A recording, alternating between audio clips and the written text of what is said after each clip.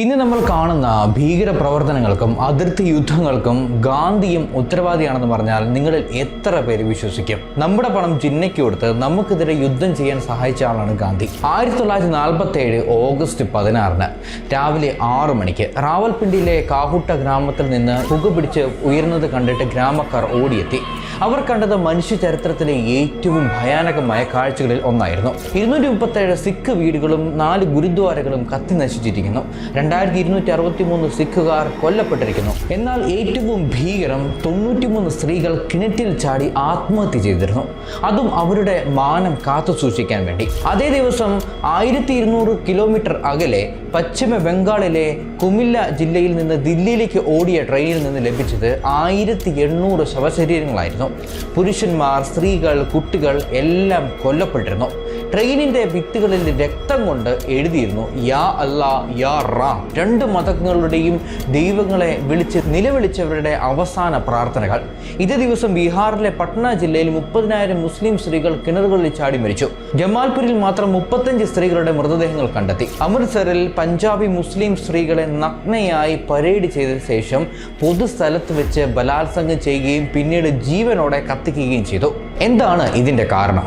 ഒരു രാജ്യത്തിൻ്റെ സ്വാതന്ത്ര്യദിനം എങ്ങനെ 1.4 കോടി മനുഷ്യരുടെ ഏറ്റവും കറുത്ത ദിവസമായി മാറി? എത്ര പെട്ടെന്നാണ് നൂറ്റാണ്ടുകളോളം ഒരുമിച്ച് ജീവിച്ച ജനങ്ങൾ പരസ്പരം ശത്രുക്കളായി മാറിയത്?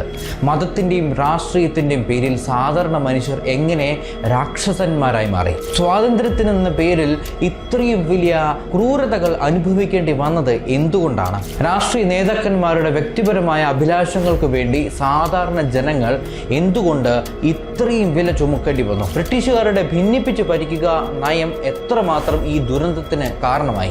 വിഭജനത്തെക്കുറിച്ച് ഇന്ന് നമ്മൾ പറയുന്ന കഥകൾ യഥാർത്ഥ സത്യങ്ങളാണോ, അതോ രാഷ്ട്രീയ ലാഭത്തിനു വേണ്ടി എഴുതപ്പെട്ട കള്ളക്കഥകളാണോ? ഗാന്ധിയും ജിന്നയും ചേർന്നുള്ള കളികളായിരുന്നു എല്ലാം. നിങ്ങളിന്ന് കേൾക്കാൻ പോകുന്നത് സന്തോഷത്തോടെ സമാധാനത്തോടെ ജീവിച്ചുകൊണ്ടിരുന്ന ഒരു കൂട്ടം ജനങ്ങൾ തമ്മിലടിച്ച് രാക്ഷസന്മാരെ പോലെ തമ്മിൽ കുത്തി ലക്ഷക്കണക്കിന് ആൾക്കാരെ തല്ലിക്കൊന്ന് ചുമരിലടിച്ചു കൊന്ന് രാജ്യത്തെ വിഭജിച്ച് മറ്റൊരു പ്രദേശത്തേക്ക് പോയി 75 വർഷം കഴിഞ്ഞിട്ടും ഇന്നും ശത്രുക്കളായി തുടർന്നതിൻ്റെ ഇരുണ്ട വശങ്ങളുടെ നോവലിപ്പിക്കുന്ന രക്തങ്ങൾ ചിന്തിയ കാലം പറഞ്ഞ കഥകളാണ്.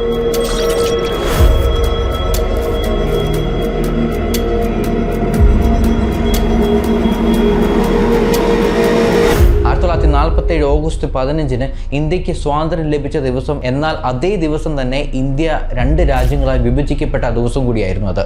അതായത് ഇന്ത്യയും പാകിസ്ഥാനും 2ആയി പിളർന്ന ദിവസം.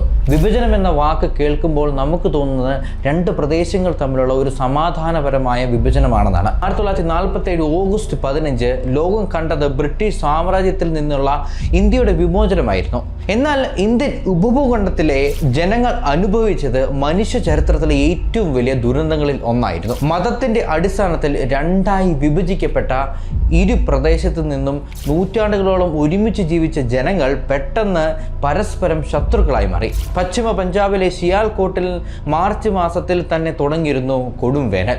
ഒരു ദിവസം രാവിലെ എഴുന്നേറ്റ ഹിന്ദു സിഖ് കുടുംബങ്ങൾ കണ്ടത് അവരുടെ വീടുകളുടെ പുറത്ത് M അക്ഷരം എഴുതി വെച്ചിരിക്കുന്നതായിരുന്നു, അതായത് മുസ്ലിം എന്നർത്ഥം. ആ രാത്രി തന്നെ 50 കുടുംബങ്ങൾ അപ്രത്യക്ഷമായി. പിറ്റേന്ന് കണ്ടെത്തിയത് നദീതീരത്ത് കുഴിച്ചിട്ട കൂട്ട ശവക്കുഴികളിൽ നിന്നായിരുന്നു. കൽക്കത്തയിലെ പാർക്ക് സർക്കസ് പ്രദേശത്ത് 1946 ഓഗസ്റ്റിലെ ഡയറക്റ്റ് ആക്ഷൻ ഡേയിൽ നടന്ന കാര്യങ്ങൾ ചരിത്രകാരൻ സുരഞ്ജൻ ദാസ് ഇങ്ങനെ വിവരിക്കുന്നു. ഗർഭിണികളായ സ്ത്രീകളുടെ വയറ് തുറന്ന് കുഞ്ഞുങ്ങളെ പുറത്തെടുത്ത് ചുവരിൽ അടിച്ചു കൊല്ലുന്നു. പുരുഷന്മാരുടെ ലിംഗവും സ്ത്രീകളുടെ സ്ഥലങ്ങളും വെട്ടിമാറ്റി കൊല്ലുന്നു. ശിരസുകൾ വെട്ടി മരക്കൊമ്പുകളിൽ കോർത്തിടുന്നു.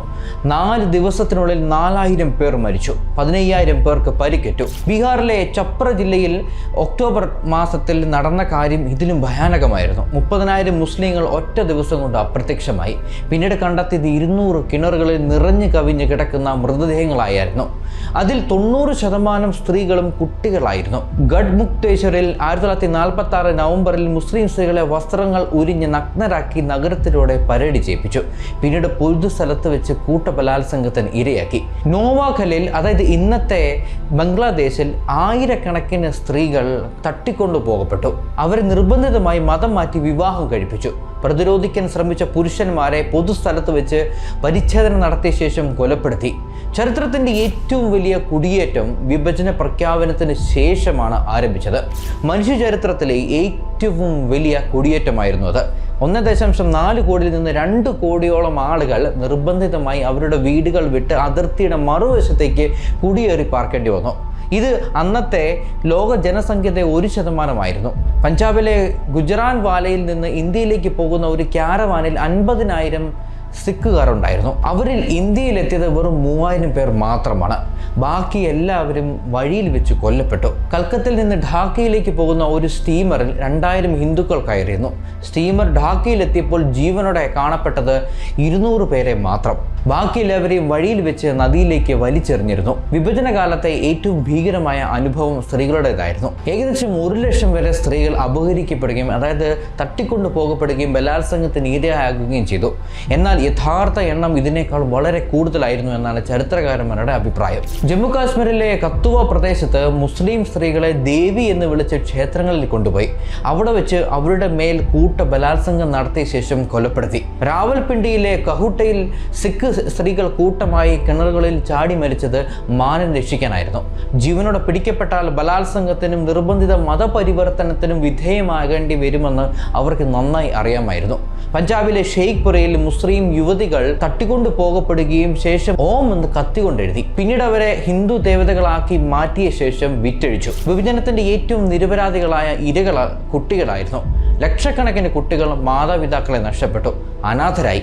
ലാഹോറിലെ അനാർക്കലി പ്രദേശത്ത് സിഖ് കുഞ്ഞുങ്ങളെ അവരുടെ മാതാപിതാക്കളുടെ കയ്യിൽ നിന്ന് പിടിച്ചു വാങ്ങി ചുവരിലടിച്ചു കൊല്ലുന്നത് കളിയായി കണ്ട് ഒരുപാട് മുസ്ലിം ജനക്കൂട്ടമുണ്ടായിരുന്നു.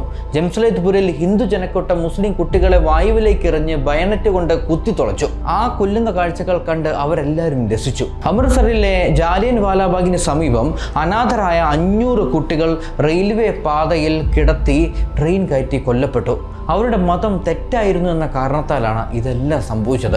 രക്തം കൊണ്ട് നിറഞ്ഞ എക്സ്പ്രസ്സുകൾ എന്നായിരുന്നു അന്നത്തെ ട്രെയിനുകളെ വിളിച്ചുകൊണ്ടിരുന്നത്. കൽക്കത്തയിൽ നിന്ന് ഢാക്കയിലേക്ക് പോയ ഒരു ട്രെയിനിൽ 3000 ഹിന്ദുക്കൾ കയറിയിരുന്നു. ട്രെയിൻ ഢാക്കയിലെത്തിയപ്പോൾ എല്ലാവരും മരിച്ചിരുന്നു. ഓരോ കമ്പാർട്ട്മെന്റിലും ശവങ്ങൾ കൂട്ടിയിട്ടിരിക്കുന്നു. പഞ്ചാബിലെ ഗുജറാൻവാലയിൽ നിന്ന് ജമ്മുവിലേക്ക് പോയ ഒരു ട്രെയിനിൽ സിഖ് ഹിന്ദു സ്ത്രീകളും കുട്ടികളും മാത്രമുണ്ടായിരുന്നു. എല്ലാവരെയും കൊന്നതിന് ശേഷം വണ്ടി ജമ്മുവിലേക്ക് തിരിച്ചയച്ചു. ഇതാണ് പാകിസ്ഥാനിലുള്ള സമ്മാനം എന്ന് അതിൽ എഴുതിയിരുന്നു. കറാച്ചിയിൽ നിന്ന് ജോധ്പൂരിലേക്ക് പോയ ട്രെയിനിൽ എത്തിയത് 2400 ശവങ്ങളായിരുന്നു. ആ ട്രെയിനിന്റെ ഒരു കമ്പാർട്ട്മെന്റിൽ ഒരു 6 വയസ്സുകാരി മാത്രം ജീവനോടെ കണ്ടെത്തി. അവളുടെ മുഴുവൻ കുടുംബവും മരിച്ചിരുന്നു. അവൾ 3 ദിവസം മൃതദേഹങ്ങൾക്കിടയിൽ ജീവിച്ചിരുന്നു. മാനം കാത്തു സൂക്ഷിക്കാൻ വേണ്ടി ആയിരക്കണക്കിന് സ്ത്രീകൾ ആത്മഹത്യ ചെയ്തു. ഇത് എല്ലാ മതങ്ങളിലും സമുദായങ്ങളിലും നടന്നു. കുറഞ്ഞത് 10 ലക്ഷം ആളുകൾ കൊല്ലപ്പെട്ടു. ആയിരക്കണക്കിന് സ്ത്രീകൾ തട്ടിക്കൊണ്ടു പോകപ്പെടുകയും ബലാത്സംഗത്തിന് ഇരയാകപ്പെടുകയും ചെയ്തു. എണ്ണമറ്റ കുടുംബങ്ങൾ ശാശ്വതമായി വേർപിരിഞ്ഞു. എന്നാൽ ഇവിടെ പ്രധാന ചോദ്യം ഇതാണ്: വിഭജനം അനിവാര്യമായിരുന്നോ? അതോ കൊളോണിയൽ കുതന്ത്രങ്ങളുടെയും തെറ്റായ രാഷ്ട്രീയ കണക്കുകൂട്ടലുകളുടെയും ഫലമായിരുന്നു? ഇന്ത്യയിൽ വർഗീയ സംഘർഷങ്ങൾ ഉണ്ടായിരുന്നു. എന്നാൽ ഈ സംഘർഷങ്ങൾ പ്രധാനമായും ബ്രിട്ടീഷുകാരുടെ ഭിന്നിപ്പിച്ച് ഭരിക്കുക, അതിൻ്റെ ഡിവൈഡ് ആൻഡ് റൂൾ നയത്തിൻ്റെ പ്രത്യക്ഷ ഫലമായിരുന്നു എന്നത് ഇന്ന് വ്യക്തമാണ്. ചരിത്രകാരന്മാർ പറയുന്നത് 1940കളുടെ തുടക്കത്തിൽ പോലും മിക്ക ഇന്ത്യക്കാരും വിഭജനത്തെക്കുറിച്ച് ചിന്തിച്ചിരുന്നില്ല എന്നാണ്. പിന്നെ എന്തുകൊണ്ടാണ് വിഭജനം നടന്നത്? ഇതിന് ഉത്തരം കണ്ടെത്തണമെങ്കിൽ നമുക്ക് ബ്രിട്ടീഷ് കൊളോണിയൽ തന്ത്രങ്ങളിൽ നിന്ന് തന്നെ ആരംഭിക്കേണ്ടതുണ്ട്. ബ്രിട്ടീഷുകാർ ഇന്ത്യയിൽ 200 വർഷം ഭരിച്ചത് തോക്കിൻ്റെയും പീരങ്കിയുടെയും ബലത്തിൽ മാത്രമായിരുന്നില്ല. അവർ ഉപയോഗിച്ച ഏറ്റവും ഫലപ്രദമായ ആയുധം ഭിന്നിപ്പിച്ച് ഭരിക്കുക എന്നതായിരുന്നു. ഇന്ത്യയിലെ വിവിധ മതസമുദായങ്ങൾ തമ്മിൽ അവിശ്വാസവും ശത്രുതയും വളർത്തിയെടുക്കുകയും അതുവഴി ബ്രിട്ടീഷ് ഭരണത്തെ ന്യായീകരിക്കുകയും ചെയ്യുക എന്നതായിരുന്നു ഈ തന്ത്രത്തിൻ്റെ അടിസ്ഥാനം. പ്രശസ്ത ചരിത്രകാരനായ വില്യം ഡാൽറിംബിൾ തൻ്റെ ഗവേഷണത്തിൽ വ്യക്തമാക്കുന്നത് ബ്രിട്ടീഷ് കൊളോണിയൽ നയങ്ങൾ ബോധപൂർവം വർഗീയ പിരിമുറുക്കങ്ങൾ കൂട്ടിച്ചേർക്കുകയായിരുന്നു എന്നാണ്. 1909 മിൻട്രോ മോർലി പരിഷ്കരണങ്ങൾ വഴി പ്രത്യേക നിർവാചക മണ്ഡലങ്ങൾ, അതായത് സെപ്പറേറ്റ് ഇലക്ടറേറ്റ്സ് ഏർപ്പെടുത്തിയത് ഇതിന്റെ തുടക്കം മാത്രമായിരുന്നു. സെൻസസ് വർഗീകരണങ്ങളുടെ വിഷബീജം ബ്രിട്ടീഷുകാർ നടത്തിയ ജനസംഖ്യ കണക്കെടുപ്പുകൾ വർഗീയ വിഭജനത്തിന്റെ ആദ്യ ചുവടുകളായിരുന്നു. 1871 മുതൽ 1940 വരെയുള്ള സെൻസസ് റിപ്പോർട്ടുകൾ പരിശോധിച്ചാൽ ബ്രിട്ടീഷുകാർ എങ്ങനെ ഇന്ത്യക്കാരെ മതത്തിന്റെ അടിസ്ഥാനത്തിൽ വിഭജിച്ച് കണക്കാക്കിയിരുന്നു എന്ന് മനസ്സിലാക്കാൻ സാധിക്കും. ഹിന്ദു, മുസ്ലിം, ക്രിസ്ത്യൻ, സിഖ് എന്ന വർഗീകരണങ്ങൾ ഔദ്യോഗികമായി രേഖപ്പെടുത്തുകയും ഈ കണക്കുകൾ രാഷ്ട്രീയ പ്രാതിനിധ്യത്തിൻ്റെ അടിസ്ഥാനമാവുകയും ചെയ്തു. മുൻപ് പ്രധാനമായും ഭൂമിശാസ്ത്രപരമായും ഭാഷാപരവുമായിട്ടുള്ള അടിസ്ഥാനത്തിൽ തങ്ങളെ തിരിച്ചറിഞ്ഞിരുന്ന ജനങ്ങൾ പെട്ടെന്ന് മതത്തിൻ്റെ അടിസ്ഥാനത്തിൽ വിഭജിക്കപ്പെട്ട വർഗങ്ങളായി മാറി. ഇത് പ്രകൃതിദത്തമോ ചരിത്രപരമായി നിലനിന്നിരുന്നോ അല്ല, ബ്രിട്ടീഷ് ഭരണകൂടം സൃഷ്ടിച്ച കൃത്രിമമായ വിഭജനമായിരുന്നു. 1909 ഇന്ത്യൻ കൗൺസിൽ നിയമം വഴി മുസ്ലിങ്ങൾക്ക് പ്രത്യേക നിർവാചക മണ്ഡലങ്ങൾ അനുവദിച്ചു. ഇതിനർത്ഥം മുസ്ലിം വോട്ടർമാർക്ക് മുസ്ലിം സ്ഥാനാർത്ഥികൾക്ക് മാത്രമേ വോട്ട് ചെയ്യാൻ കഴിയൂ എന്നായിരുന്നു. ഇത് ഹിന്ദു മുസ്ലിം രാഷ്ട്രീയത്തെ ശാശ്വതമായി വേർതിരിക്കുന്ന ഒരു സംവിധാനം സൃഷ്ടിച്ചു. 1919 മോണ്ടേഗു ചെൽസൺബർഗ് പരിഷ്കരണങ്ങളും 1935 ഇന്ത്യ ഗവൺമെന്റ് നിയമങ്ങളും ഈ പ്രത്യേക നിർവാചക സമ്പ്രദായം കൂടുതൽ വിപുലീകരിക്കുകയും ചെയ്തു. ഇവിടെ പ്രധാന സംശയം ഇതാണ്: വിഭജനം ഒരു യഥാർത്ഥ പരിഷ്കാരമായിരുന്നോ അതോ രാഷ്ട്രീയ സംഘർഷത്തിന്റെ ഉത്തരവാദിത്തം ഒഴിവാക്കാനുള്ള ബ്രിട്ടീഷുകാരുടെ ഒരു സൗകര്യപ്രദമായ പുറപ്പാട് മാത്രമായിരുന്നോ? ഈ ചോദ്യത്തിന് ഉത്തരം കണ്ടെത്താൻ നമുക്ക് 1940കളിലെ രാഷ്ട്രീയ സാഹചര്യങ്ങൾ വിശദമായി പരിശോധിക്കേണ്ടതുണ്ട്. 1947 ഇന്ത്യ വിട്ടുപോയ വൈസ്രോയി വേവൽ പിന്നീട് എഴുതിയിരുന്നു: ഞങ്ങൾ ഇന്ത്യയിൽ സൃഷ്ടിച്ച പ്രശ്നത്തിന്റെ പരിഹാരം കണ്ടെത്താൻ ഞങ്ങൾക്ക് കഴിഞ്ഞില്ല, അതിനാൽ ഞങ്ങൾ അത് ഇന്ത്യക്കാർക്ക് തന്നെ വിട്ടുകൊടുത്തു. ബ്രിട്ടീഷുകാർ തങ്ങൾ സൃഷ്ടിച്ച പ്രശ്നത്തിന് ഉത്തരവാദിത്തം ഏറ്റെടുക്കാൻ തയ്യാറായില്ല. പകരം അവർ തിടുക്കത്തിൽ ഇന്ത്യ വിട്ടു പോവുകയാണ് ചെയ്തത്. അതിൻ്റെ മുറിവുകൾ ഇന്ത്യ ഉപഭൂഖണ്ഡത്തിൻ്റെ ജനങ്ങൾ ഇന്നും അനുഭവിക്കുന്നു. വിഭജനത്തിൻ്റെ ഉത്തരവാദിത്തം പൂർണ്ണമായും ബ്രിട്ടീഷുകാരുടെ മാത്രമല്ല എന്നത് അംഗീകരിക്കേണ്ടതുണ്ട്. ഇന്ത്യൻ രാഷ്ട്രീയ നേതാക്കളുടെ വ്യക്തിപരമായ അഭിലാഷങ്ങളും രാഷ്ട്രീയ മത്സരങ്ങളും ഭീതി പരത്തുന്ന പ്രസംഗങ്ങളും വിഭജനത്തിന് എത്രമാത്രം സംഭാവന നൽകിയെന്ന് വിശകലനം ചെയ്യേണ്ടതുണ്ട്. ജവഹർലാൽ നെഹ്റുവും കോൺഗ്രസ് നേതാക്കളും ഐക്യത്തിലുള്ള മതേതര ഇന്ത്യക്ക് വേണ്ടി നിലകൊണ്ടു എന്ന് വേണമെങ്കിൽ പറയാം. അവരുടെ ദർശനം പ്രകാരം ഇന്ത്യ എല്ലാ മതങ്ങളിലും പെട്ട ആളുകൾക്ക് തുല്യ അവകാശമുള്ള ഒന്ന് ആയിരിക്കണമെന്ന് അവർ വാശി പിടിച്ചിരുന്നു. എന്നാൽ ഇവിടെ ചില വിമർശനങ്ങൾ ഉയർന്നു വന്നിട്ടുണ്ട്. നെഹ്റുവിൻ്റെ അഹന്തയും അധികാരമോഹവുമാണ് ഏറ്റവും വലിയ വിവാദം. ചില ചരിത്രകാരന്മാർ വാദിക്കുന്നത് 1946 കോൺഗ്രസ് പ്രസിഡന്റ് സ്ഥാനത്തിനായുള്ള തെരഞ്ഞെടുപ്പിൽ നെഹ്റു കാട്ടിയ അഹന്തയും അധികാരമോഹവും മുസ്ലിം ലീഗിനെ കൂടുതൽ ആക്രമണാത്മകമാക്കിയെന്നാണ്. നമ്പൂതിരിപ്പാടിന്റെ പുസ്തകത്തിൽ വിശദീകരിക്കുന്നത് ഗാന്ധി ആഗ്രഹിച്ചത് സർദാർ പട്ടേലിനെ പ്രസിഡന്റ് ആക്കാനായിരുന്നു. എന്നാൽ നെഹ്റുവിന്റെ നിർബന്ധത്തിന് ഗാന്ധിക്ക് വഴങ്ങേണ്ടി വന്നു. കോൺഗ്രസ് നേതൃത്വം മുസ്ലിങ്ങളുടെ യഥാർത്ഥ ആശങ്കകളെ പലപ്പോഴും അവഗണിക്കുകയോ കമ്മ്യൂണലിസം എന്ന് മുദ്രകുത്തി തള്ളിക്കളയുകയും ചെയ്തു. സംയുക്ത നിർവാചക മണ്ഡലത്തിൽ മുസ്ലിം ന്യൂനപക്ഷം ഹിന്ദു ഭൂരിപക്ഷത്തിൽ ഇല്ലാതാകുമോ എന്ന ഭീതി യഥാർത്ഥമായിരുന്നു. മുഹമ്മദ് അലി ജിന്ന ഒരിക്കൽ ഹിന്ദു മുസ്ലിം ഐക്യത്തിന്റെ സ്ഫടികം എന്ന് വിശേഷിപ്പിക്കപ്പെട്ട ഒരാളായിരുന്നു. 1916 ലക്നൗ കരാറിൽ അദ്ദേഹം കോൺഗ്രസുമായി സഹകരിച്ചു. എന്നാൽ 1940കളോടെ അദ്ദേഹം പാകിസ്ഥാൻ ആവശ്യപ്പെടുന്ന ഒരു പ്രധാന വ്യക്തിയായി മാറി. 1940 മാർച്ച് 23 ലാഹോറിൽ നടന്ന മുസ്ലിം ലീഗ് സമ്മേളനത്തിൽ അവതരിപ്പിച്ച പ്രമേയത്തിൽ പറഞ്ഞത് ഹിന്ദുക്കളും മുസ്ലിങ്ങളും രണ്ട് വ്യത്യസ്ത രാഷ്ട്രങ്ങളാണെന്നും അതിനാൽ അവർക്ക് പ്രത്യേക രാജ്യങ്ങൾ വേണമെന്നുമാണ്. ഐക്യ ഇന്ത്യയിൽ മുസ്ലിങ്ങൾ ശാശ്വത ന്യൂനപക്ഷമായി അരികുവൽക്കരിക്കപ്പെടുമെന്ന ഭീതി ജിന്ന പ്രകടിപ്പിച്ചു. ഹിന്ദുരാജ് എന്ന പദപ്രയോഗം അദ്ദേഹം പതിവായി ഉപയോഗിച്ചു. എന്നാൽ ഇവിടെയും വിമർശനങ്ങളുണ്ട്. ചില ചരിത്രകാരന്മാർ വാദിക്കുന്നത് കോൺഗ്രസിൽ നിന്ന് പുറത്താക്കപ്പെട്ടതിന് ശേഷമാണ് ജിന്ന സ്വന്തം രാഷ്ട്രീയ പ്രസക്തി നിലനിർത്താൻ വേണ്ടി പാകിസ്ഥാൻ ആശയം മുന്നോട്ട് വെച്ചതെന്ന്. 1945-46 തെരഞ്ഞെടുപ്പുകളിൽ മുസ്ലിം ലീഗ് മുസ്ലിം സീറ്റുകളിൽ ഭൂരിപക്ഷം നേടിയെങ്കിലും ഇത് പാകിസ്ഥാനുള്ള വോട്ടായിരുന്നോ അതോ ബ്രിട്ടീഷ് വിരുദ്ധതയുടെ പ്രകടനമായിരുന്നോ എന്ന് സംശയമുണ്ട്. 1946 ഓഗസ്റ്റ് 16 ജിന്ന ഈ ദിവസത്തെ ഡയറക്റ്റ് ആക്ഷൻ ഡേ ആയി പ്രഖ്യാപിച്ചു. പാകിസ്ഥാൻ ആവശ്യത്തിനായുള്ള ഒരു സമാധാനപരമായ പ്രകടനമായിരുന്നു ഇത് എന്ന് പ്രഖ്യാപിച്ചു. അന്നത്തെ കൊൽക്കത്തയിൽ നടന്നത് മനുഷ്യവർഗീയ കലാപങ്ങളിൽ ഒന്നായിരുന്നു.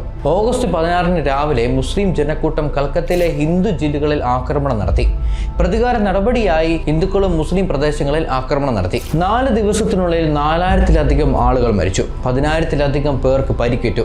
15,000 വീടുകൾ നശിപ്പിക്കപ്പെട്ടു. യൂണിവേഴ്സിറ്റി ഓഫ് കൽക്കത്തയിലെ ചരിത്രാധ്യാപകൻ ഡോക്ടർ സുരഞ്ജൻ ദാസ് തൻ്റെ ഗവേഷണത്തിൽ പറയുന്നത് ഈ കലാപത്തിന്റെ ആസൂത്രണവും സംഘാടനവും മുൻകൂട്ടി തയ്യാറാക്കിയതാണെന്നാണ്. അക്രമങ്ങൾ ആകസ്മികമായി സംഭവിച്ചതല്ല.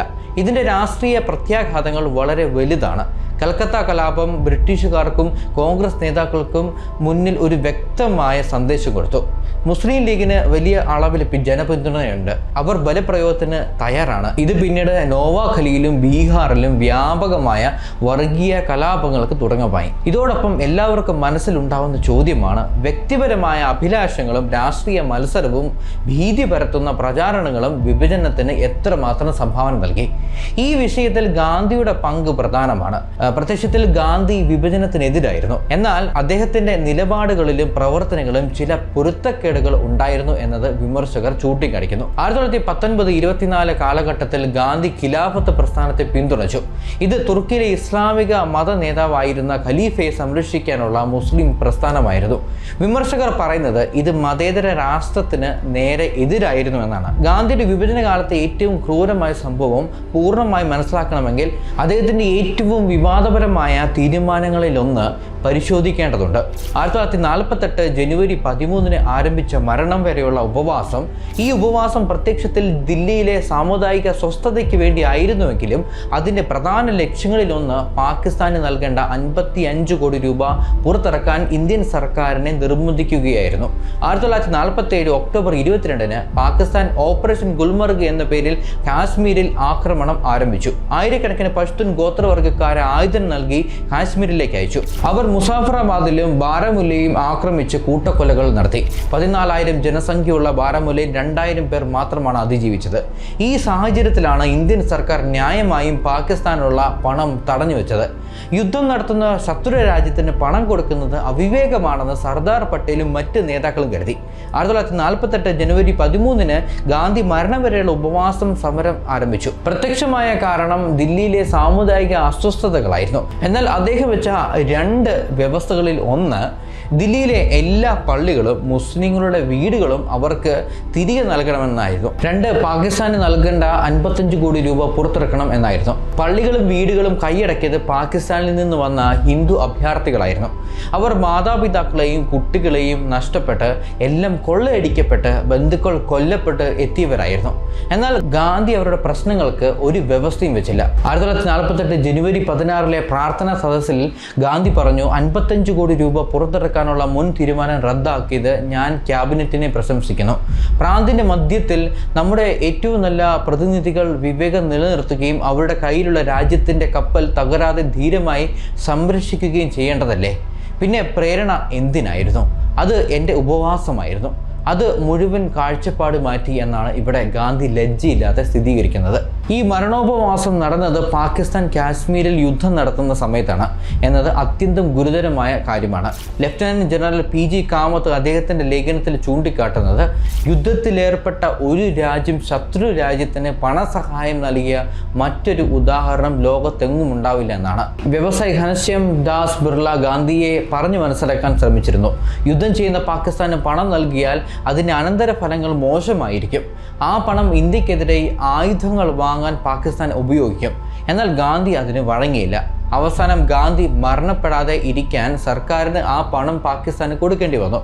വിഭജനത്തിൻ്റെ ഭാഗമായി 400 കോടി രൂപയുടെ ആസ്തികളിൽ നിന്ന് പാകിസ്ഥാൻ 75 കോടി കിട്ടേണ്ടതായിരുന്നു. 20 കോടി ഇതിനകം നൽകിയിരുന്നു. ബാക്കി 55 കോടി തടഞ്ഞു വെച്ചിരുന്നത് ന്യായമായ കാരണത്തിലാണ്. ആ പണം പാകിസ്ഥാൻ ഉപയോഗിച്ചത് 1947-48 കാശ്മീരിൽ നടന്ന ആക്രമണം തുടരാൻ, ഇന്ത്യക്കെതിരെ ഭാവി യുദ്ധങ്ങൾക്കുള്ള സൈനിക ശക്തിവർദ്ധന തയ്യാറെടുപ്പിനായി, പിന്നീട് കാലത്ത് വിവിധ ഭീകര ഗ്രൂപ്പുകൾക്കും പിന്തുണ നൽകാൻ തുടങ്ങിയ കാര്യങ്ങൾക്കാണ്. നാഥുറാം ഗോഡ്സെയുടെ സഹോദരൻ ഗോപാൽ ഗോഡ്സെ തൻ്റെ പുസ്തകത്തിൽ എഴുതിയത്, ഗാന്ധി പള്ളികളിൽ നിന്ന് പുറത്താക്കാൻ പറഞ്ഞ അഭയാർത്ഥികൾ എല്ലാവരും ഹിന്ദുക്കളായിരുന്നു. ഞാൻ അവരെ കണ്ടു, മഴയിലും തണുപ്പിലും വിറയ്ക്കുന്ന അവസ്ഥയിൽ. അവർ ബിർള ഹൗസിന് പുറത്തുപോയി മുദ്രാവാക്യങ്ങൾ വിളിച്ചു. പക്ഷേ ഗാന്ധി അവരെ ശ്രദ്ധിച്ചില്ല. ഗോപാൽ ഗോഡ്സെയുടെ കുറ്റപ്പെടുത്തൽ അനുസരിച്ച് പാകിസ്ഥാൻ സർക്കാരിൻ്റെ മുന്നിൽ ഗാന്ധി എന്തുകൊണ്ട് ഒരു വ്യവസ്ഥയും വെച്ചില്ല? ഫ്രഞ്ച് എഴുത്തുകാരൻ ഡൊമിനിക് ലാപ്പിയർ തൻ്റെ ഫ്രീഡം അറ്റ് മിഡ്നൈറ്റ് പുസ്തകത്തിൽ വിശദീകരിക്കുന്നത്, ഉപവാസ കാലത്ത് ഗാന്ധി പാകിസ്ഥാൻ സന്ദർശനത്തിനുള്ള ക്രമീകരണത്തിലും ഏർപ്പെട്ടിരുന്നു എന്നാണ്. 55 കോടി പണം കിട്ടുമെന്ന് പ്രഖ്യാപിച്ചതിന് ശേഷം ജിന്ന സമ്മതിക്കുകയും ഗാന്ധി നടന്ന് പാകിസ്ഥാനിൽ പോകാൻ തീരുമാനിക്കുകയും ചെയ്തു. പാകിസ്ഥാൻ യുദ്ധം നടത്തുന്ന സമയത്ത് അവർക്ക് പണം നൽകുന്നത് ഹിന്ദു അഭയാർത്ഥികളുടെ പ്രശ്നങ്ങൾ അവഗണിക്കുക, വ്യക്തിപരമായ ധാർമ്മിക തത്വങ്ങൾക്ക് രാജ്യത്തിൻ്റെ സുരക്ഷാ താൽപ്പര്യങ്ങളെക്കാൾ പ്രാധാന്യം നൽകുക, തിരഞ്ഞെടുക്കപ്പെട്ട സർക്കാരിനെതിരെ ധാർമ്മിക ബ്ലാക്ക്മെയിൽ ഉപയോഗിച്ച് തുടങ്ങിയ ഗുരുതര പ്രശ്നങ്ങൾ നടത്തിയത് ഗാന്ധിയാണ്. ഗാന്ധിയുടെ ഈ തീരുമാനത്തിൻ്റെ പ്രത്യാഘാതങ്ങൾ നോക്കിയാൽ 55 കോടി രൂപ ഉപയോഗിച്ച് പാകിസ്ഥാൻ തങ്ങളുടെ സൈനിക ശേഷി വർദ്ധിപ്പിച്ചു. 1965, 71, 99 എന്നീ കാലഘട്ടത്തിൽ യുദ്ധങ്ങൾക്ക് അടിത്തറയിട്ടു. അന്നത്തെ ഇന്ത്യൻ ജനത അനുഭവിച്ച വഞ്ചനാബോധം തുടങ്ങിയവയാണ്. 1946 കോൺഗ്രസ് പ്രസിഡന്റ് സ്ഥാനത്തിനുള്ള തെരഞ്ഞെടുപ്പിൽ ഗാന്ധിയുടെ ഇടപെടൽ വിവാദപരമായിരുന്നു. പട്ടേലിന് കൂടുതൽ പിന്തുണ ഉണ്ടായിരുന്നിട്ടും നെഹ്റുവിന്റെ നിർബന്ധത്തിന് മുന്നിൽ ഗാന്ധി വഴങ്ങിക്കൊടുത്തു. വിഭജനത്തിന്റെ പ്രധാന വാദം പാകിസ്ഥാൻ എന്ന ആശയം യഥാർത്ഥ മതപരമായ ആവശ്യത്തിൽ നിന്നാണ് ഉണ്ടായത്, അതോ ഭീതിയെ ചൂഷണം ചെയ്യുന്ന രാഷ്ട്രീയ അവസരവാദമായിരുന്നു എന്നതാണ്. പാകിസ്ഥാൻ എന്ന വാക്ക് ആദ്യമായി ഉപയോഗിച്ചത് 1933 കേംബ്രിഡ്ജിലെ പാകിസ്ഥാനി വിദ്യാർത്ഥി ചൗധരി റഹ്മത്ത് അലിയാണ്. പാക് എന്ന് പറഞ്ഞാൽ പണ്ഡിത്ത് പഞ്ചാബ്, അഫ്ഗാൻ കാശ്മീർ. സ്ഥാൻ എന്നാൽ സിന്ധ്, താൻ അതായത് ബലൂചിസ്ഥാൻ എന്നിവയുടെ സമ്മിലനമായിരുന്നു. എന്നാൽ രസകരമായ കാര്യം ഈ പേരിൽ ബംഗാൾ ഉൾപ്പെട്ടിരുന്നില്ല എന്നതാണ്. എന്നാൽ 1947 വിഭജനത്തിൽ പൂർവ്വ ബംഗാൾ അതായത് ഇപ്പോഴത്തെ ബംഗ്ലാദേശ് പാകിസ്ഥാന്റെ ഭാഗമായി. രസകരമായ വൈരുദ്ധ്യം ഇതാണ്. മുഹമ്മദ് അലി ജിന്ന സ്വയം പാകിസ്ഥാനെ കുറിച്ച് പറഞ്ഞത് ഒരു മതേതര രാഷ്ട്രമായിട്ടാണ്. രസകരമായ വൈരുദ്ധ്യം എന്താണ്? മുഹമ്മദ് അലി ജിന്ന സ്വയം പാകിസ്ഥാനെ കുറിച്ച് പറഞ്ഞത് ഒരു മതേതര രാഷ്ട്രമായാണ്. 1947 ഓഗസ്റ്റ് 11 പാകിസ്ഥാൻ ഭരണഘടനാ നിർമ്മാണ സഭയിൽ നടത്തിയ പ്രസംഗത്തിൽ അദ്ദേഹം പറഞ്ഞു, നിങ്ങൾ ഏത് മതത്തിൽപ്പെട്ടവരായാലും ഞങ്ങൾക്കൊരു പ്രശ്നവുമില്ല, അത് പാകിസ്ഥാന്റെ ഒരു പ്രവർത്തനത്തിനെയും ബാധിക്കുകയില്ല എന്നതാണ്. എന്നാൽ പിന്നീട് പാകിസ്ഥാൻ ഒരു ഇസ്ലാമിക് രാഷ്ട്രമായി പ്രഖ്യാപിക്കപ്പെട്ടു. ഇത് ജിന്നയുടെ യഥാർത്ഥ ദർശനമായിരുന്നോ അതോ അദ്ദേഹത്തിന്റെ രാഷ്ട്രീയ കൗശലമായിരുന്നോ എന്ന് ഇന്നും ചർച്ച ചെയ്യപ്പെടുന്നു. പ്രശസ്ത ചരിത്രകാരി ആയിഷ ജലാൽ തന്റെ ഗവേഷണത്തിൽ വാദിക്കുന്നത് ജിന്നയുടെ രാഷ്ട്രീയ ലക്ഷ്യങ്ങൾ മുസ്ലിം ഹോംലാൻഡ് എന്ന ആശയത്തിൽ നിന്ന് വ്യത്യസ്തമായിരുന്നു എന്നാണ്. അവർ പറയുന്നത് ജിന്ന യഥാർത്ഥത്തിൽ ആഗ്രഹിച്ചത് ഇന്ത്യയിലെ മുസ്ലിങ്ങൾക്ക് കൂടുതൽ രാഷ്ട്രീയ അധികാരം ലഭിക്കാനായിരുന്നു. പ്രത്യേക രാഷ്ട്രമില്ലായിരുന്നു ജിന്നയുടെ ലക്ഷ്യം, അതായത് മുസ്ലിങ്ങൾ അധികാരത്തിൽ വരിക. അവരുടെ അഭിപ്രായത്തിൽ പാകിസ്ഥാൻ ആവശ്യം ഒരു തൊഴിലാളിയുടെ ചർച്ചാ തന്ത്രം, അതായത് ഒരു ബാർഗനിങ് ചിപ്പ് ആയിരുന്നു. എന്നാൽ കാര്യങ്ങൾ ജിന്നയുടെ നിയന്ത്രണങ്ങളിൽ നിന്ന് പുറത്തായി. അവസാനം അദ്ദേഹം ആഗ്രഹിക്കാത്ത ഒരു കുഞ്ഞു പാകിസ്ഥാൻ സ്വീകരിക്കേണ്ടി വന്നു. 1946-47 കാലഘട്ടത്തിലെ പത്രങ്ങൾ പരിശോധിച്ചാൽ ഹിന്ദു മുസ്ലിം ഇരു സമുദായങ്ങളും നടത്തിയ അതിക്രമങ്ങളുടെ വിശദമായ വിവരങ്ങൾ കാണാൻ സാധിക്കും. ദ സ്റ്റേറ്റ്സ്മാൻ കൽക്കത്ത ഓഗസ്റ്റ് 1946 മുസ്ലിം ജനക്കൂട്ടം ഹിന്ദു കടകളിൽ കൊള്ള നടത്തുകയും തീയിടുകയും ചെയ്തു. പ്രതികാര നടപടിയായി ഹിന്ദു യുവാക്കൾ മുസ്ലിം മഹല്ലുകളിൽ ആക്രമണം നടത്തി. ദി ഹിന്ദുസ്ഥാൻ ടൈംസ് ദില്ലി 1947 ഫെബ്രുവരി. പഞ്ചാബിലെ അസ്വസ്ഥതകൾ വർഗീയ കലാപത്തിന്റെ രൂപം പ്രാപിച്ചു. സിഖുകാരും ഹിന്ദുക്കളും ചേർന്ന് മുസ്ലിം ഗ്രാമങ്ങൾ ആക്രമിച്ചു. മറുവശത്ത് മുസ്ലിം ജനക്കൂട്ടം സിഖ് ഗുരുദ്വാരകൾ നശിപ്പിച്ചു. The Dawn Pakistan 1947 September. ദില്ലിയിൽ നിന്ന് പാകിസ്ഥാനിലേക്ക് പോകുന്ന മുസ്ലിം അഭയാർത്ഥികൾ സിഖുകാരുടെയും ഹിന്ദുക്കളുടെയും ആക്രമണത്തിന് ഇരയായി. ട്രെയിനുകളിൽ കൊള്ളയും കൊലപാതകവും നടന്നു. ചിന്തിക്കേണ്ട ചോദ്യം ഇതാണ്: മതപരമായ ആവശ്യം ആത്മാർത്ഥമായിരുന്നോ അതോ ഭീതിയെ ചൂഷണം ചെയ്യുന്ന രാഷ്ട്രീയ അവസരവാദമായിരുന്നോ? വിഭജനത്തിന്റെ മനുഷ്യത്വ വശം പരിഗണിക്കുമ്പോൾ നമുക്ക് മുന്നിൽ വരുന്നത് മനുഷ്യ ചരിത്രത്തിലെ ഏറ്റവും വലിയ ദുരന്തങ്ങളിൽ ഒന്നാണ്.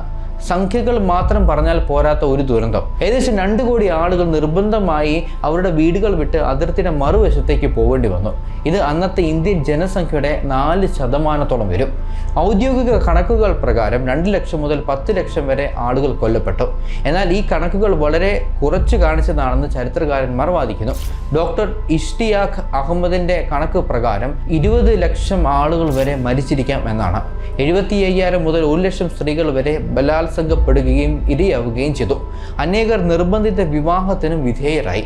പത്രപ്രവർത്തകനും എഴുത്തുകാരനുമായ കുൽദീപ് നായർ തൻ്റെ ബിയോണ്ട് ദി ലൈൻസ് എന്ന പുസ്തകത്തിൽ എഴുതിയിട്ടുണ്ട്, ഞാൻ കണ്ട കാഴ്ച ഒരിക്കലും മറക്കാൻ കഴിയാത്തതാണ്. അമൃത്സർ സ്റ്റേഷനിലേക്ക് എത്തിയ ഒരു ട്രെയിനിൽ ജീവനോടെ ആരുമില്ലായിരുന്നു. എല്ലാ കമ്പാർട്ട്മെൻറ്റിലും മൃതദേഹങ്ങൾ. കുട്ടികൾ, സ്ത്രീകൾ, വൃദ്ധർ എല്ലാവരും കൊല്ലപ്പെട്ടിരുന്നു. ട്രെയിനിൻ്റെ ഭിത്തികളിൽ രക്തത്തിൽ എഴുതിയ വെറുപ്പിൻ്റെ വാചകങ്ങൾ. പ്രശസ്ത ചരിത്രകാരി ഉർവശി ബട്ടാലിയ തൻ്റെ the other side of silence എന്ന പുസ്തകത്തിൽ വിഭജന കാലത്തെ സ്ത്രീകളുടെ അനുഭവങ്ങൾ രേഖപ്പെടുത്തിയിട്ടുണ്ട്. ആയിരക്കണക്കിന് സ്ത്രീകൾ കുടുംബ മഹിമ സംരക്ഷിക്കാൻ വേണ്ടി കുടുംബാംഗങ്ങളാൽ തന്നെ കൊല്ലപ്പെട്ടു, അല്ലെങ്കിൽ സ്വയം ആത്മഹത്യ ചെയ്തു. പ്രശസ്ത സിനിമാ സംവിധായകൻ ഗോവിന്ദ് സിഹ്ലാനി പറയുന്നു, എൻ്റെ കുടുംബം പേസവാറിൽ, അതായത് ഇപ്പോഴത്തെ പാകിസ്ഥാനിൽ നിന്ന് ഇന്ത്യയിലേക്ക് വന്നു. അവർ അവരുടെ എല്ലാം കളഞ്ഞിട്ടാണ് ഇവിടേക്ക് വന്നത്. വീട്, സ്വത്ത്, ഓർമ്മകൾ എല്ലാം തന്നെ. രാത്രിയിൽ തന്നെ അവർ അവിടെ നിന്നും ഇന്ത്യയിലേക്ക് നടന്നു. രാത്രിയെന്നോ പകലെന്നോ ധൈര്യത്തോടെ അവർക്ക് നടക്കാൻ കഴിഞ്ഞില്ല.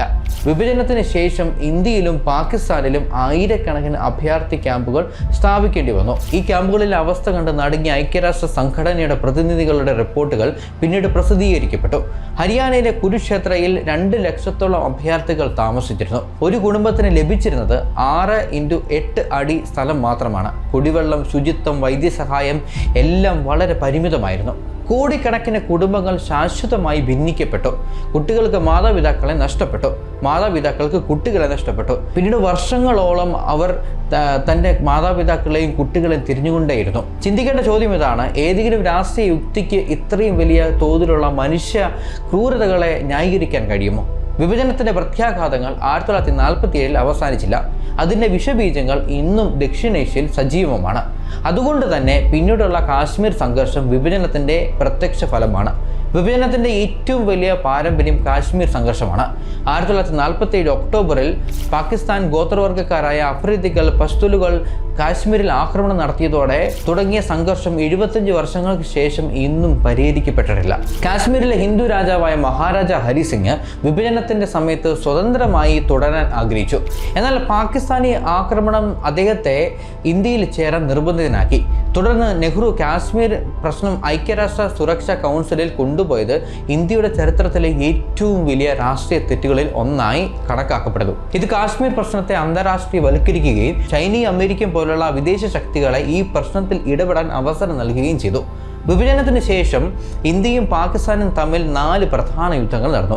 1947-48 ആദ്യ കാശ്മീർ യുദ്ധം, 1965 രണ്ടാം ഇന്ത്യ പാക് യുദ്ധം, 1971 മൂന്നാം ഇന്ത്യ പാക് യുദ്ധം, ബംഗ്ലാദേശ് വിമോചന യുദ്ധം, 1999 കാർഗിൽ യുദ്ധം. ഇതുകൂടാതെ അവസാനിക്കാത്ത ചാര പ്രവർത്തനങ്ങൾ, അതിർത്തി സംഘർഷങ്ങൾ, ഭീകരാക്രമണങ്ങൾ എന്നിവ ദക്ഷിണേഷ്യയെ ലോകത്തിലെ ഏറ്റവും അപകടകരമായ പ്രദേശങ്ങളിൽ ഒന്നാക്കി മാറ്റി. 1998 ഇരു രാജ്യങ്ങളും ആണവായുധങ്ങൾ പരീക്ഷിച്ചതോടെ ദക്ഷിണേഷ്യ ലോകത്തിലെ ഏറ്റവും അപകടകരമായ ആണവ സംഘർഷ മേഖലയായി മാറി. സ്റ്റാൻഫോർഡ് യൂണിവേഴ്സിറ്റിയിലെ അന്താരാഷ്ട്ര സുരക്ഷാ പഠന കേന്ദ്രത്തിന്റെ കണക്കുകൾ പ്രകാരം ആണവ യുദ്ധത്തിന്റെ സാധ്യത ഏറ്റവും കൂടുതലുള്ള പ്രദേശം ഇന്ത്യ പാകിസ്ഥാൻ ബോർഡറാണ്. പ്രതിരോധത്തിനായി ഇരു രാജ്യങ്ങളും ചെലവഴിക്കുന്ന തുക ഭയാനകമാണ്. ഇന്ത്യ അതിന്റെ ബജറ്റിന്റെ 2.4% പ്രതിരോധത്തിനായി ചെലവഴിക്കുന്നു. പാകിസ്ഥാൻ 4% വരെയാണ് ചെലവഴിക്കുന്നത്. ഈ പണം വിദ്യാഭ്യാസത്തിനും ആരോഗ്യത്തിനും ദാരിദ്ര്യ നിർമ്മാർജ്ജനത്തിനും ഉപയോഗിക്കാമായിരുന്നു. പക്ഷേ ഇന്ത്യയേക്കാൾ പാകിസ്ഥാൻ ശക്തമായാൽ ഇന്ത്യയുടെ നിലനിൽപ്പ് വളരെ ബുദ്ധിമുട്ടായിരിക്കും. വിഭജനത്തിൻ്റെ മാനസിക ആഘാതം തലമുറകളിലേക്ക് പകരുന്നുണ്ട്. ജവഹർലാൽ നെഹ്റു യൂണിവേഴ്സിറ്റിയിലെ മനഃശാസ്ത്ര വിഭാഗം നടത്തിയ പഠനം കാണിക്കുന്നത് വിഭജന അതിജീവിതരുടെ മക്കളിലും പേരക്കുട്ടികളിലും വർഗീയ പക്ഷപാതവും അവിശ്വാസവും കൂടുതലാണെന്നാണ്. പഞ്ചാബിലെ വിഭജന അതിജീവിതരുടെ കുടുംബങ്ങളിൽ നടത്തിയ പഠനങ്ങളിൽ കണ്ട 68% കുടുംബങ്ങളിലും മുതിർന്നവർ ഇപ്പോഴും വിഭജന അനുഭവങ്ങൾ പറയുമ്പോൾ കരയുന്നു. 45% കുട്ടികൾ പാകിസ്ഥാൻ എന്ന വാക്ക് കേൾക്കുമ്പോൾ തന്നെ നെഗറ്റീവ് പ്രതികരണം കാണിക്കുന്നു. 72% കുടുംബങ്ങൾ അവരുടെ ജന്മഭൂമിയിലേക്ക്, അതായത് പാകിസ്ഥാനിലേക്ക് മടങ്ങിപ്പോകാൻ ആഗ്രഹിക്കുന്നു. വിഭജനകാലത്ത് മാധ്യമങ്ങൾ നിഷ്പക്ഷമായി പ്രവർത്തിച്ചിരുന്നു എന്നോ വർഗീയ വെറുപ്പ് പ്രോത്സാഹിപ്പിക്കുന്നതിൽ പങ്കാളികളായിരുന്നു എന്നത് പരിശോധിക്കേണ്ട പ്രധാന ചോദ്യമാണ്.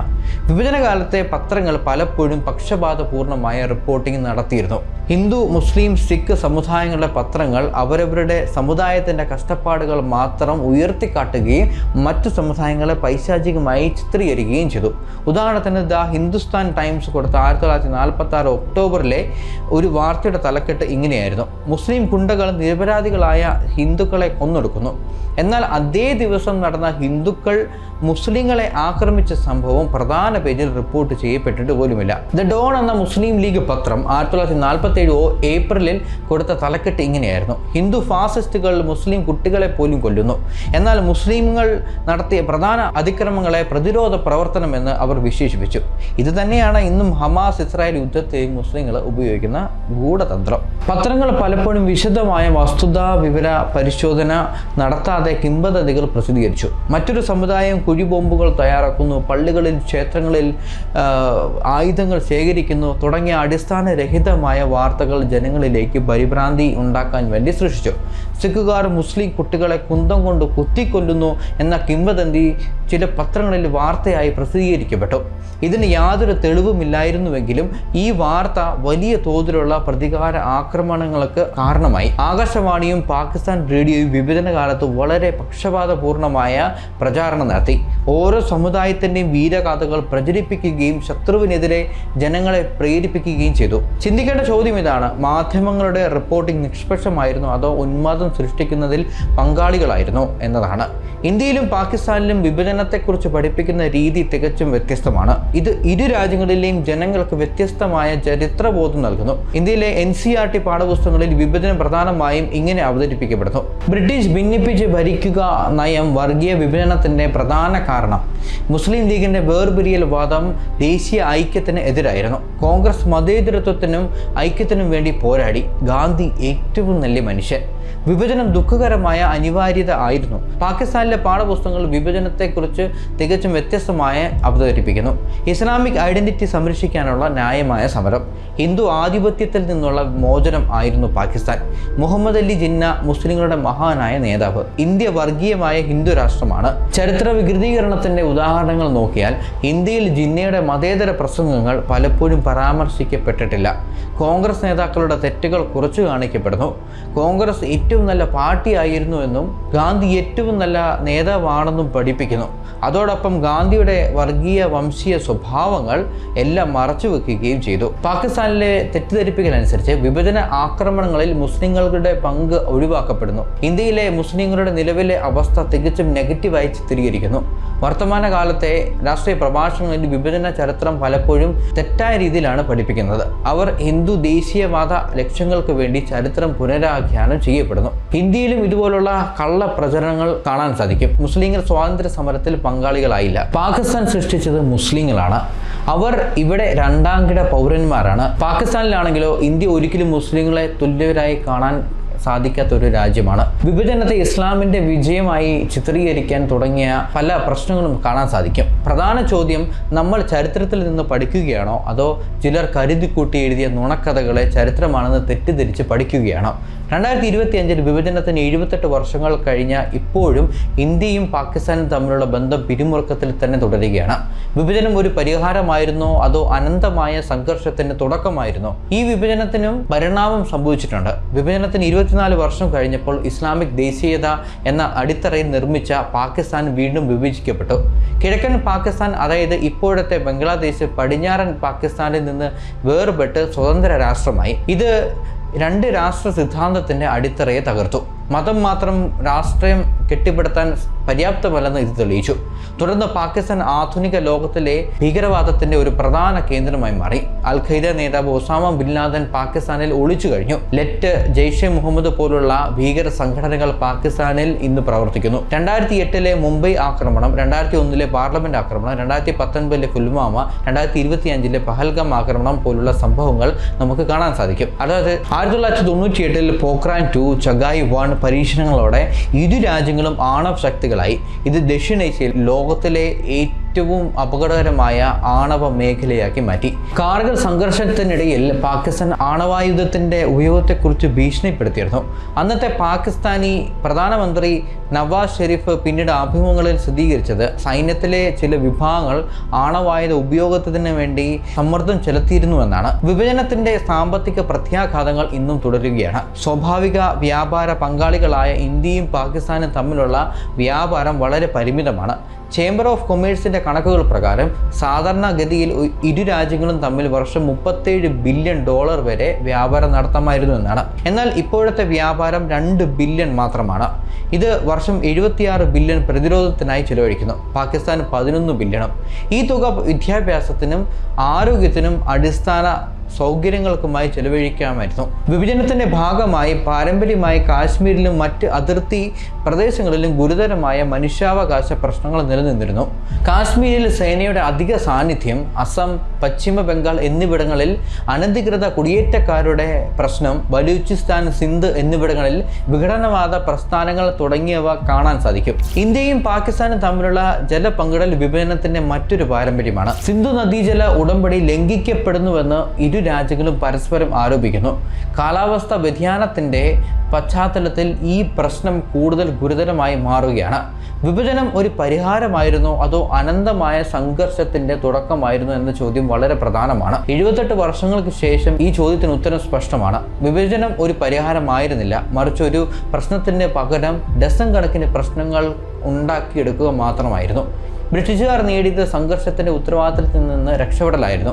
200 വർഷം ഇന്ത്യയെ ചൂഷണം ചെയ്ത ബ്രിട്ടീഷുകാർ ഒരു തിടുക്കത്തിലുള്ള രക്ഷപ്പെടലിലൂടെ അവരുടെ പാപങ്ങളെല്ലാം ഇന്ത്യക്കാരുടെ മേൽ വിട്ടുകൊടുത്തിട്ട് രക്ഷപ്പെട്ടു. പുതിയ രാഷ്ട്രങ്ങളിൽ അധികാരം പിടിച്ചെടുത്ത രാഷ്ട്രീയ നേതാക്കൾക്ക് കിട്ടിയത് സമ്പൂർണ്ണ നിയന്ത്രണമായിരുന്നു. ശത്രു രാഷ്ട്രത്തിന്റെ ഭീഷണി കാട്ടി അവർക്ക് ജനാധിപത്യവും മനുഷ്യാവകാശങ്ങളും നിയന്ത്രിക്കാൻ കഴിഞ്ഞു. കോടിക്കണക്കിന് ആളുകൾക്ക് നഷ്ടപ്പെട്ടത് അവരുടെ വീടുകൾ, സ്വത്തുക്കൾ, സുഹൃത്തുക്കൾ, അയൽക്കാർ, ബന്ധുക്കൾ തുടങ്ങിയവ ായിരുന്നു.